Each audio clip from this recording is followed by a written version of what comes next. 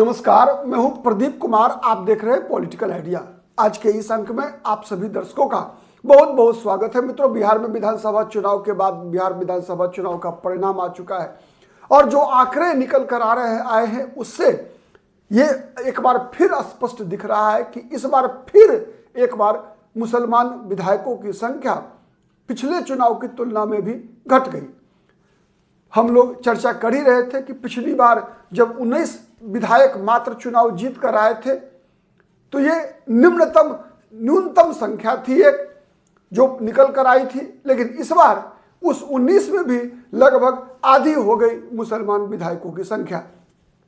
तो हम आज ये जानने का प्रयास करते हैं कि वो कौन भाग्यशाली 11 मुस्लिम विधायक हैं और दूसरा उससे भी बड़ी बात है कि ऐसी परिस्थिति हुई क्यों। तो सबसे पहले जान लीजिए कि ये 11 विधायक हैं कौन। तो इसमें 5 विधायक हैं AIMIM के, 5, और इसके अलावा जो 2 विधायक जीत कर आए हैं वो भी सीमांचल से ही जीत कर आए हैं। मतलब 5 AIMIM के और 2 कांग्रेस के। ये 7 विधायक जो है ये केवल और केवल सीमांचल के 4 जिलों से ही जीत कर आए हैं। इसके अलावा जो 4 और विधायक हैं उसमें 1 विधायक है जनता दल यूनाइटेड के अकेले, एनडीए के पूरे एनडीए में अकेले विधायक। हो भी क्यों नहीं, क्योंकि एनडीए ने मात्र 5 मुसलमानों को टिकट ही दिया था, 4 जनता दल यूनाइटेड से और एक टिकट दी गई थी कलीमुद्दीन लोक जनशक्ति पार्टी चिराग पासवान की पार्टी से। ठीक है, तो जो जदयू से जीते हुए उम्मीदवार एकमात्र भाग्यशाली उम्मीदवार है मोहम्मद जमा खान, जो कि चैनपुर विधानसभा सीट से चुनाव जीत कर आए हैं। और इसके अलावा जो कांग्रेस से जीते हुए उम्मीदवार हैं उनमें एक तो कमरुल होदा है किशनगंज विधानसभा सीट से, दूसरे अररिया विधानसभा सीट से मोहम्मद ओबैदुर रहमान। मात्र ये 2 विधायक हैं जो कांग्रेस पार्टी से चुनाव जीत कर आए। कांग्रेस ने 10 मुसलमानों को टिकट दिया था। आरजेडी ने 19 सीटों पर मुस्लिम उम्मीदवार उतारे थे, जिसमें आरजेडी के 3 उम्मीदवार चुनाव जीत कर आए हैं। ढाका से पवन जायसवाल को हराने वाले फैसल रहमान, बिस्फी विधानसभा सीट से बीजेपी के हरिभूषण ठाकुर बचौल को हराने वाले आसिफ अहमद, और तीसरा ओसामा साहब रघुनाथपुर विधानसभा सीट सीवान से सैयद साहबुद्दीन का पुत्र। तो ये 11। इसके अलावा अमौर से एक बार फिर से जो AIMIM के प्रदेश अध्यक्ष एकमात्र पिछले बार जीते 5 विधायकों में असदुद्दीन ओवैसी के साथ खड़े रहे, केवल एक अख्तरुल ईमान, वो अमौर विधानसभा सीट से फिर से चुनाव जीत कर विधानसभा पहुंचने में सफल रहे हैं। जोकीहाट विधानसभा सीट से मोहम्मद मुर्शीद आलम पिछली बार जोकीहाट विधानसभा सीट जीते थे। शाहनवाज आलम वो आरजेडी से लड़ रहे थे, इस बार हार गए। बहादुरगंज ये सीट भी पिछली बार AIMIM ने ही जीती थी। मोहम्मद अंजार नईमी जीते थे, लेकिन वो चले गए थे आरजेडी में, तो वो गए तो आरजेडी ने भी छोड़ दिया और AIMIM ने दोबारा सीट जीता। तो इससे यह साबित होता है कि वहां पर जो जीत मिली थी, जो प्रचारित किया जा रहा था कि वो जीत उम्मीदवारों की जीत है, ऐसा कुछ नहीं हुआ। वो जीत अब मान लेना चाहिए कि वो जीत AIMIM की जीत है। मतलब AIMIM के उम्मीदवार बदल गए लेकिन जीत नहीं बदली। इसीलिए मैंने कहा कि वो जीत AIMIM की जीत है। तो बहादुरगंज से मोहम्मद तौसीफ आलम चुनाव जीते कोचा धामन विधानसभा सीट से। कोचा धामन विधानसभा सीट से पिछली बार मोहम्मद इजहार असफी AIMIM के उम्मीदवार के रूप में जीते थे। इस बार मोहम्मद सरवर आलम ने चुनाव जीतने में कामयाबी हासिल की है। कोचा धामन से मोहम्मद सरवर आलम, ठीक है। इजहार असफी भी आरजेडी में चले गए थे, केवल एक विधायक बच गए थे अख्तरुल ईमान, ठीक है। वो उन्होंने अपना ईमान कायम रखा था। इसके अलावा सब लोगों ने, अगर मैं ओवैसी की भाषा में बात करूं तो सब लोगों ने अपना ईमान बेच लिया था। लेकिन बेचने के बाद भी केवल एक शाहनवाज के अलावे, ठीक है, और किसी को भी जो है, किसी को भी उनकी जिस पार्टी में गए उस पार्टी ने भी टिकट नहीं दिया। ये सबसे बड़ी बात थी, ठीक है। इसके अलावा 82 से इस बार जीत कर आने वाले हैं गुलाम सरवर। ठीक है, पिछली बार 82 विधानसभा सीट से जीते थे सैयद रुकनुद्दीन अहमद, तो ये भी चले गए थे आरजेडी में, वहां भी टिकट नहीं मिला और यहां एआईएमआईएम ने कब्जा भी कर लिया। ठीक है, तो इस तरीके से 11 ये विधायक है। तो सबसे पहले हम जानते हैं कि ऐसी परिस्थिति हुई क्यों। मित्रों एक बात याद रखिए, ये सब कुछ बदला एकाएक 1990 से। 90 में देश की राजनीति में दो बड़ी घटना घटी जिसका कि बिहार की राजनीति पर बहुत जबरदस्त प्रभाव पड़ा। क्या पड़ा प्रभाव? 90 के बाद सबसे पहला प्रभाव पड़ा कि बिहार की राजनीति में चुनाव जीतने के लिए सवर्ण सबसे बड़ा टूल बना। मतलब सवर्णों के खिलाफ, विशेषकर ब्राह्मणों के खिलाफ बिहार में राजनीतिक ध्रुवीकरण होने लगा।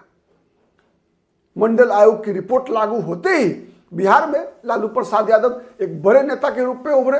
कांग्रेस पार्टी जिस प्रकार से मंडल आयोग का विरोध किया, सड़कों से लेकर संसद तक, उसका असर यह हुआ कि जितने भी उसके बाद मतलब हर समस्या के लिए अगर आप देखेंगे, अगर समाज के अंदर हर विषमता के लिए जिम्मेवार मान लिया गया केवल और केवल बिहार में या बिहार उत्तर प्रदेश जैसे इस प्रकार के राज्यों में ब्राह्मण जाति को ही। और गैर ब्राह्मणवाद की राजनीति की शुरुआत बिहार में हुई। साथ साथ उसी वर्ष या मैं कहूं तो उससे पहले मंडल आयोग की रिपोर्ट तो 90 में लागू हुई, लेकिन 1989 में ही विश्व हिंदू परिषद के द्वारा राम मंदिर का आंदोलन शुरुआत कर दी गई थी। आपको पता होगा शिला पूजन की जो यात्रा चल रही थी, उसी दौरान भागलपुर में बड़ा दंगा हुआ। मैं अगर बिहार की बात करूं तो भागलपुर में बड़ा दंगा हुआ। 90 तक आते आते 90 में लालकृष्ण आडवाणी ने सोमनाथ से अयोध्या की रथ यात्रा निकाली। कई शहरों में, देश के बड़े शहरों में दंगा हुआ। इस कारण से मुसलमान के खिलाफ भी साथ साथ ब्राह्मणों के खिलाफ ध्रुवीकरण, सवर्णों के खिलाफ ध्रुवीकरण और साथ साथ मुसलमानों के खिलाफ भी ध्रुवीकरण की एक परंपरा शुरू हो गई पूरे देश भर की राजनीति में और बिहार में विशेष रूप से। उसके बाद से लगातार आप देखेंगे क्या कि 2-3 चीजें होती गई लगातार। इन दो वर्गों का नेतृत्व समाप्त होता गया, मुसलमानों का भी और ब्राह्मणों का भी। विशेषकर अगर मैं बात करूं सवर्णों का, लेकिन ब्राह्मणों का विशेष रूप से नेतृत्व खत्म होता गया और विधानसभा में विधायकों की संख्या, लोकसभा में सांसदों की संख्या, यह भी एक साथ घटती चली गई। और लेकिन अंतर क्या आया कि अगर आप देखेंगे 2015-20 आते आते इन दोनों वर्गों की विधानसभा में उपस्थिति अगर देखेंगे आप तो मैं, और उसकी तुलना अगर आप 1990 से करेंगे तो आंकड़ा कहीं नहीं टिकता। तो सबसे बड़ा परिवर्तन जो उसके बाद मंडल और मंदिर के बाद की जो राजनीति है, और उसमें भी अगर 2014 से देखें, नरेंद्र मोदी के भारतीय राजनीति में उदय होने के बाद जातिगत ध्रुवीकरण घटा। नरेंद्र मोदी के देश की राजनीति में चूंकि कारण था उसका कि उससे पहले के बीजेपी के जितने भी नेता थे, ब्राह्मणों के खिलाफ ध्रुवीकरण कमा। मैं बता रहा हूं सवर्णों के खिलाफ ध्रुवीकरण घटा, लेकिन जितना सवर्णों ब्राह्मणों के खिलाफ ध्रुवीकरण घटा उतना ही मुसलमानों के खिलाफ 2014 के बाद लगातार बढ़ता गया। उसका कारण क्या था? कारण यह था कि बीजेपी का नेतृत्व सवर्णों के हाथ से निकलकर पिछड़ों के हाथ में आ गया। चाहे वो राष्ट्रीय नेतृत्व हो भारतीय जनता पार्टी का या फिर बिहार में राज्य स्तरीय नेतृत्व हो। केवल बीजेपी का ही नहीं बल्कि कांग्रेस जैसी पार्टियां भी, आप याद कीजिए 90 के दौर में प्रायः जितने भी राजनीतिक दल थे उसका केंद्रीय नेतृत्व और राज्य स्तरीय नेतृत्व सबके सब में प्रायः सवर्ण ही हुआ करते थे।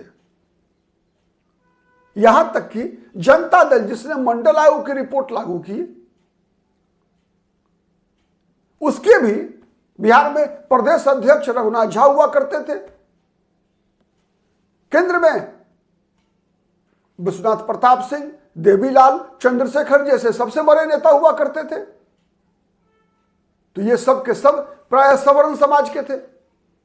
तो इसीलिए जब लालू प्रसाद यादव ने बिहार में अपनी राजनीति शुरू किया तो लालू प्रसाद यादव को जबरदस्त सफलता मिला। साथ ही लालू प्रसाद यादव को इस बात का भी श्रेय मिला कि उन्होंने आडवाणी की रथ यात्रा को रोककर लाल कृष्ण आडवाणी को गिरफ्तार करके मुसलमानों के बीच हीरो बने। लेकिन मुसलमानों के बीच हीरो बनना लालू प्रसाद यादव का ही मुस्लिम राजनीति के लिए को नुकसान पहुंचाने लगा। उससे पहले की राजनीति में देखेंगे तो मुसलमानों के बिहार में बड़े बड़े नेता हुआ करते थे। अब्दुल गफूर हुआ करते थे, मोहम्मद हिदायतुल्लाह खान हुआ करते थे, कांग्रेस में तारिक अनवर हुआ करते थे। बिहार में कांग्रेस के दो बड़े नेता तारिक अनवर और डॉक्टर जगन्नाथ मिश्रा के बीच लगातार बिहार की राजनीति में वर्चस्व के लिए प्रतियोगिता चलती रहती थी, प्रतिद्वंदिता चलती रहती थी। विपक्ष के खेमे में भी देखेंगे तो प्रोफेसर जाबिर हुसैन, गुलाम सरवर जैसे बड़े नेता हुआ करते थे, फैयाज भागलपुरी जैसे नेता हुआ करते थे। फिर बाद के दिनों में अनवारुल हक, मोहम्मद तस्लीमुद्दीन जैसे नेता हुआ करते थे।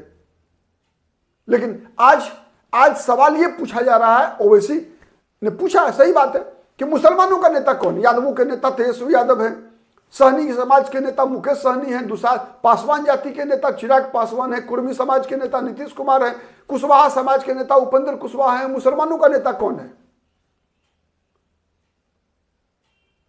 तो ये जो नफरत की राजनीति की शुरुआत हुई, तो मैंने बताया जैसे पहले सवर्णों के खिलाफ नफरत की राजनीति शुरू हुई, ब्राह्मण उसमें टारगेट पर रहे।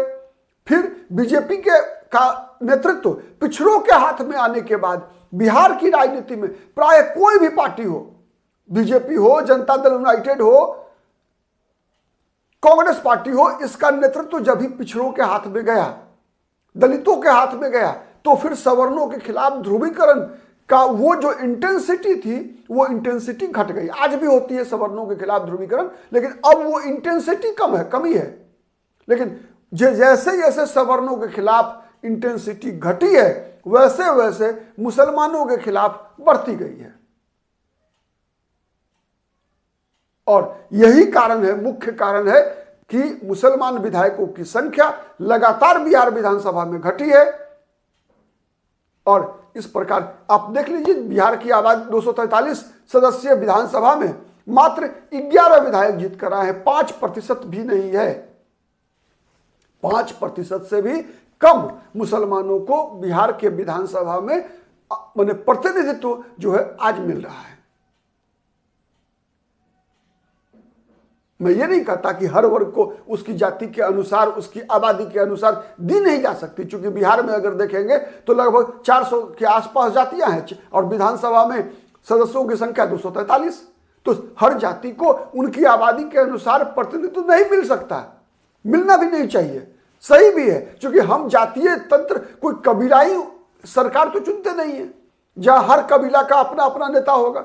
लेकिन एक इस प्रकार का जो माहौल है, वो माहौल खत्म होना चाहिए कि किसी के खिलाफ ध्रुवीकरण, प्रतिनिधित्व, उसमें कहीं ना कहीं